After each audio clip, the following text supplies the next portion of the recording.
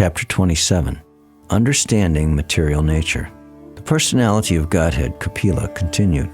When the living entity is thus unaffected by the modes of material nature, because he is unchanging and does not claim proprietorship, he remains apart from the reactions of the modes, although abiding in a material body, just as the sun remains aloof from its reflection on water.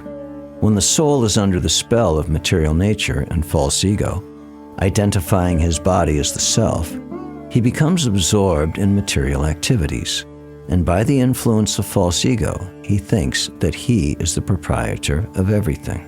The conditioned soul therefore transmigrates into different species of life, higher and lower, because of his association with the modes of material nature. Unless he is relieved of material activities, he has to accept this position because of his faulty work. Actually, a living entity is transcendental to material existence, but because of his mentality of lording it over material nature, his material existential condition does not cease, and just as in a dream, he is affected by all sorts of disadvantages. It is the duty of every conditioned soul to engage his polluted consciousness, which is now attached to material enjoyment, in very serious devotional service with detachment. Thus his mind and consciousness will be under full control. One has to become faithful by practicing the controlling process of the yoga system and must elevate himself to the platform of unalloyed devotional service by chanting and hearing about me. In executing devotional service, one has to see every living entity equally, without enmity towards anyone, yet without intimate connections with anyone. One has to observe celibacy, be grave, and execute his eternal activities, offering the results to the Supreme Personality of Godhead.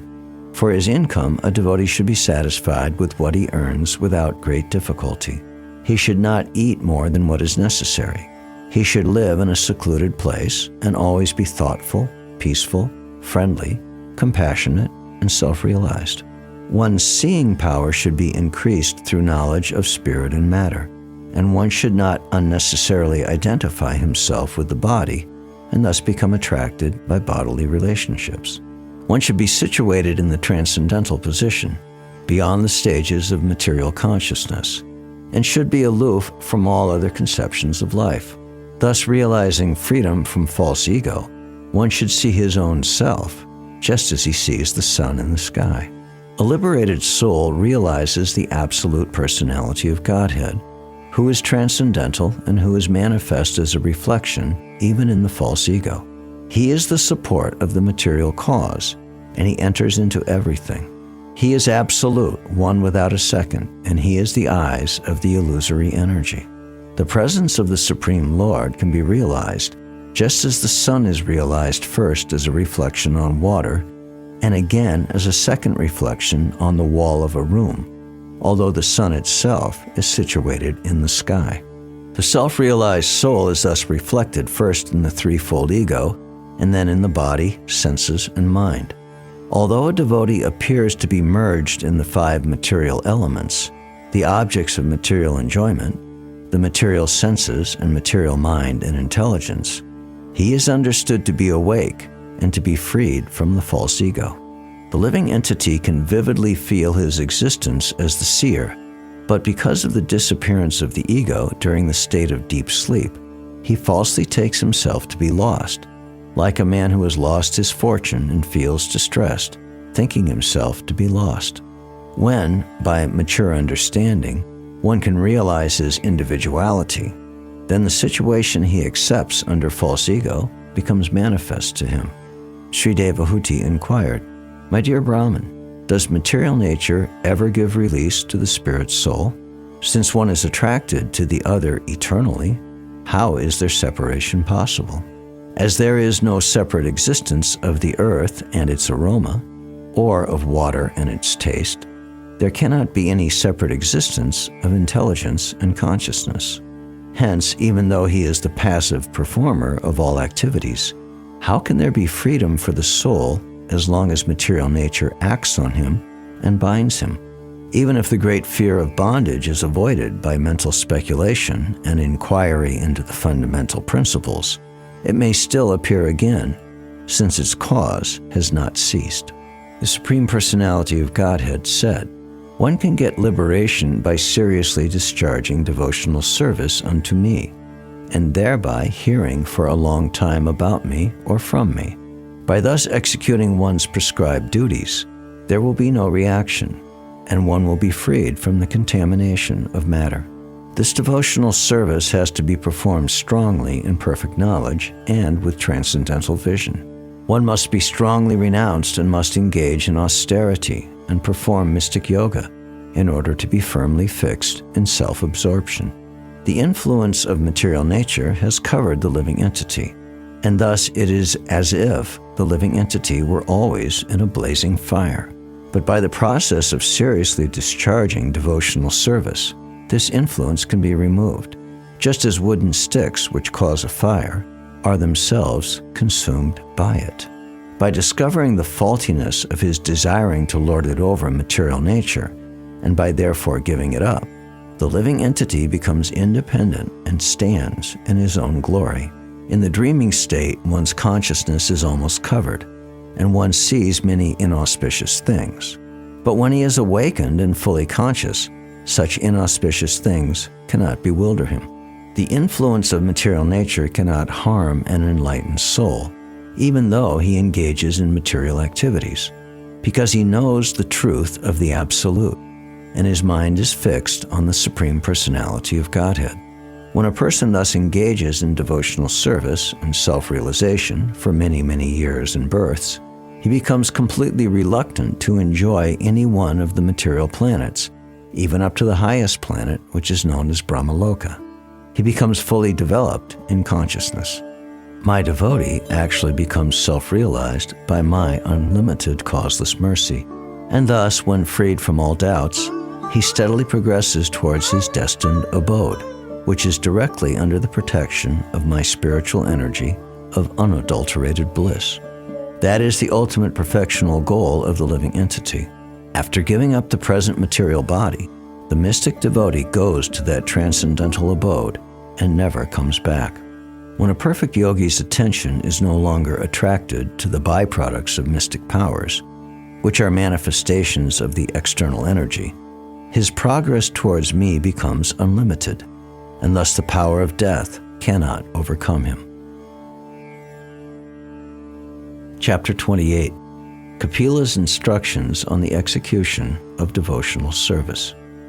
The Personality of Godhead said, "My dear mother, O daughter of the king, now I shall explain to you the system of yoga, the object of which is to concentrate the mind.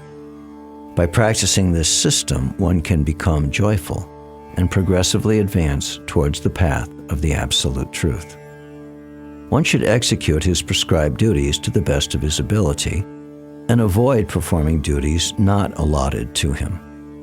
One should be satisfied with as much gain as he achieves by the grace of the Lord, and one should worship the lotus feet of a spiritual master. One should cease performing conventional religious practices and should be attracted to those which lead to salvation. One should eat very frugally and should always remain secluded so that he can achieve the highest perfection of life. One should practice nonviolence and truthfulness, should avoid thieving and be satisfied with possessing as much as he needs for his maintenance.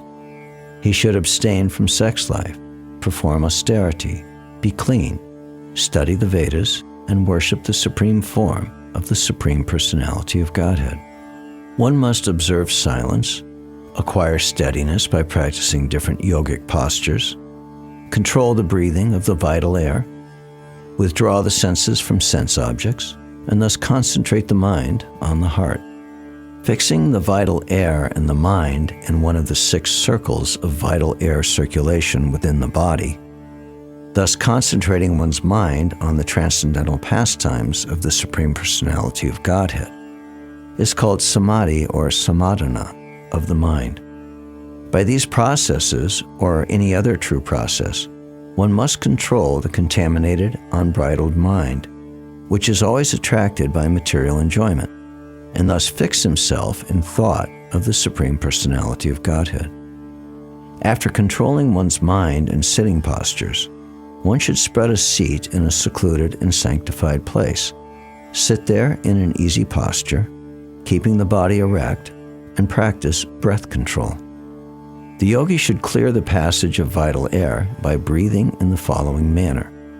First, he should inhale very deeply, then hold the breath in, and finally exhale. Or, reversing the process, the yogi can first exhale, then hold the breath outside, and finally inhale. This is done so that the mind may become steady and free from external disturbances. The yogis who practice such breathing exercises are very soon freed from all mental disturbances, just as gold, when put into fire and fanned with air, becomes free from all impurities. By practicing the process of pranayama, one can eradicate the contamination of his physiological condition, and by concentrating the mind, one can become free from all sinful activities. By restraining the senses, one can free himself from material association, and by meditating on the Supreme Personality of Godhead, one can become free from the three modes of material attachment. When the mind is perfectly purified by this practice of yoga, one should concentrate on the tip of the nose with half-closed eyes and see the form of the Supreme Personality of Godhead. The Supreme Personality of Godhead has a cheerful, lotus-like countenance with ruddy eyes like the interior of a lotus, and a swarthy body like the petals of a blue lotus. He bears a conch, discus, and mace in 3 of his hands. His loins are covered by a shining cloth, yellowish like the filaments of a lotus. On his breast he bears the mark of Srivats, a curl of white hair. The brilliant Kaustubha gem is suspended from his neck. He also wears around his neck a garland of attractive sylvan flowers, and a swarm of bees, intoxicated by its delicious fragrance, hums about the garland. He is further superbly adorned with a pearl necklace, a crown, and pairs of armlets, bracelets, and anklets. His loins and hips encircled by a girdle, he stands on the lotus of his devotee's heart. He is most charming to look at, and his serene aspect gladdens the eyes and souls of the devotees who behold him. The Lord is eternally very beautiful, and he is worshipable by all the inhabitants of every planet. He is ever youthful and always eager to bestow his blessing upon his devotees. The glory of the Lord is always worth singing, for his glories enhance the glories of his devotees. One should therefore meditate upon the Supreme Personality of Godhead and upon his devotees. One should meditate on the eternal form of the Lord until the mind becomes fixed. Thus, always merged in devotional service, the yogi visualizes the Lord standing, moving, lying down, or sitting within him, for the pastimes of the Supreme Lord are always beautiful and attractive. In fixing his mind on the eternal form of the Lord, the yogi should not take a collective view of all his limbs, but should fix the mind on each individual limb of the Lord. The devotee should first concentrate his mind on the Lord's lotus feet, which are adorned with the marks of a thunderbolt, a goad, a banner, and a lotus. The splendor of their beautiful ruby nails resembles the orb of the moon and dispels the thick gloom of one's heart. The blessed Lord Shiva becomes all the more blessed by bearing on his head the holy waters of the Ganges, which has its source in the water that washed the Lord's lotus feet. The Lord's feet act like thunderbolts, hurled to shatter the mountain of sin stored in the mind of the meditating devotee. One should therefore meditate on the lotus feet of the Lord for a long time. The devotee should fix in his heart the activities of Lakshmi, the goddess of fortune, who is worshipped by all demigods and is the mother of the Supreme Person, Brahma. She can always be found massaging the legs and thighs of the Transcendental Lord, very carefully serving him in this way. Next, the yogi should fix his mind in meditation on the Personality of Godhead's thighs, the storehouse of all energy. The Lord's thighs are whitish blue, like the luster of the linseed flower. and appear most graceful when the Lord is carried on the shoulders of Garuda. Also, the yogi should contemplate his rounded hips, which are encircled by a girdle that rests on the exquisite yellow silk cloth that extends down to his ankles. The yogi should then meditate on his moon-like navel in the center of his abdomen. From his navel, which is the foundation of the entire universe, sprang the lotus stem containing all the different planetary systems. The lotus is the residence of Brahma, the first created being. In the same way, the yogi should concentrate his mind on the Lord's nipples, which resemble a pair of most exquisite emeralds and which appear whitish because of the rays of the milk-white pearl necklaces adorning his chest. The yogi should then meditate on the chest of the Supreme Personality of Godhead, the abode of Goddess Mahalakshmi. The Lord's chest is the source of all transcendental pleasure for the mind and full satisfaction for the eyes. The yogi should then imprint on his mind the neck of the Personality of Godhead, who is adored by the entire universe. The neck of the Lord serves to enhance the beauty of the Kaustuba gem, which hangs on his chest. The yogi should further meditate upon the Lord's 4 arms, which are the source of all the powers of the demigods who control the various functions of material nature. Then the yogi should concentrate on the polished ornaments, which were burnished by Mount Mandara as it revolved. He should also duly contemplate the Lord's discus, the Sudarshan Chakra, which contains 1,000 spokes and a dazzling luster, as well as the conch, which looks like a swan in his lotus-like palm. The yogi should meditate upon his club, which is named Kaumodaki, and is very dear to him. This club smashes the demons who are always inimical soldiers, and is smeared with their blood. One should also concentrate on the nice garland on the neck of the Lord, which is always surrounded by bumblebees with their nice buzzing sound, and one should meditate upon the pearl necklace on the Lord's neck, which is considered to represent the pure living entities who are always engaged in his service. The yogi should then meditate on the lotus-like countenance of the Lord, who presents his different forms in this world out of compassion for the anxious devotees. His nose is prominent, and his crystal-clear cheeks are illuminated by the oscillation of his glittering, alligator-shaped earrings.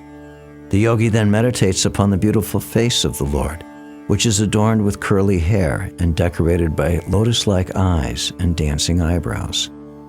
A lotus surrounded by swarming bees and a pair of swimming fish would be put to shame by its elegance.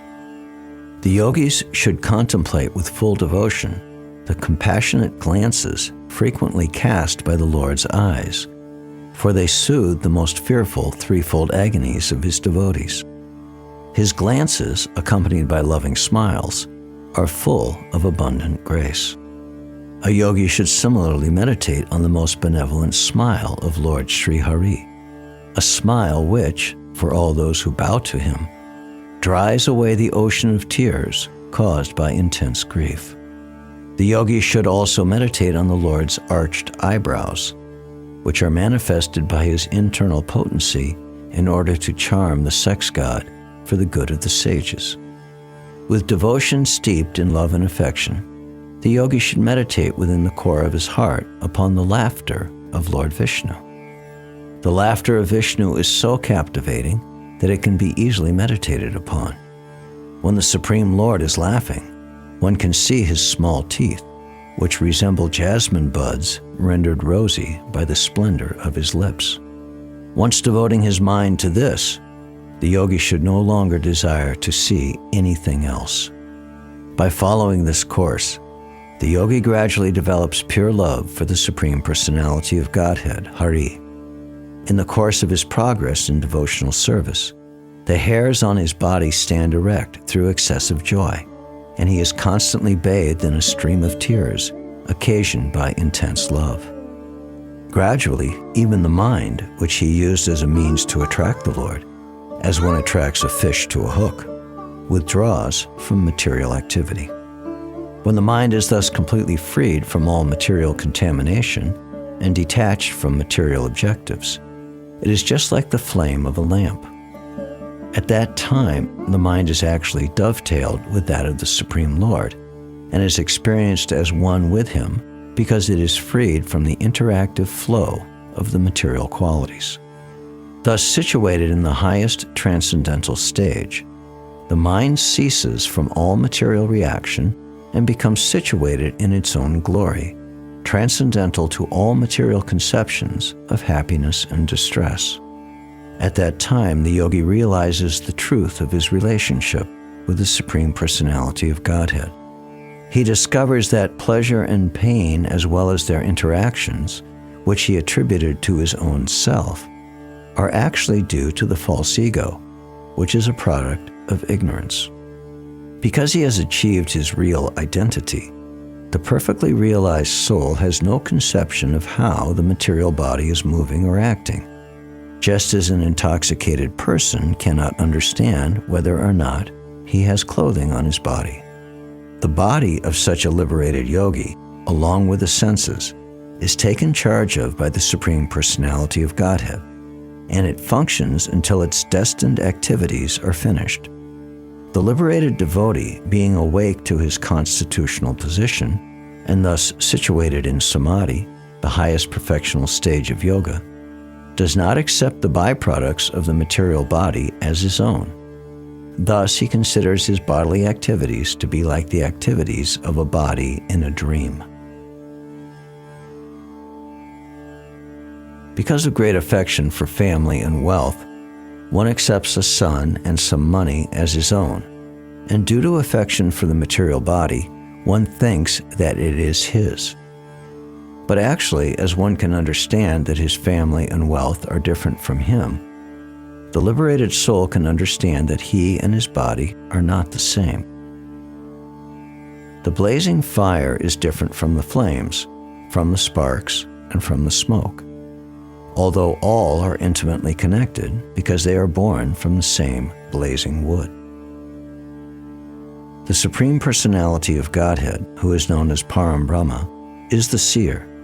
He is different from the jiva soul, or individual living entity, who is combined with the senses, the five elements, and consciousness. A yogi should see the same soul in all manifestations, for all that exists is a manifestation of different energies of the Supreme. In this way, the devotee should see all living entities without distinction. That is realization of the Supreme Soul. As fire is exhibited in different forms of wood, so, under different conditions of the modes of material nature, the pure spirit soul manifests itself in different bodies. Thus the yogi can be in the self-realized position after conquering the insurmountable spell of Maya, who presents herself as both the cause and effect of this material manifestation, and is therefore very difficult to understand.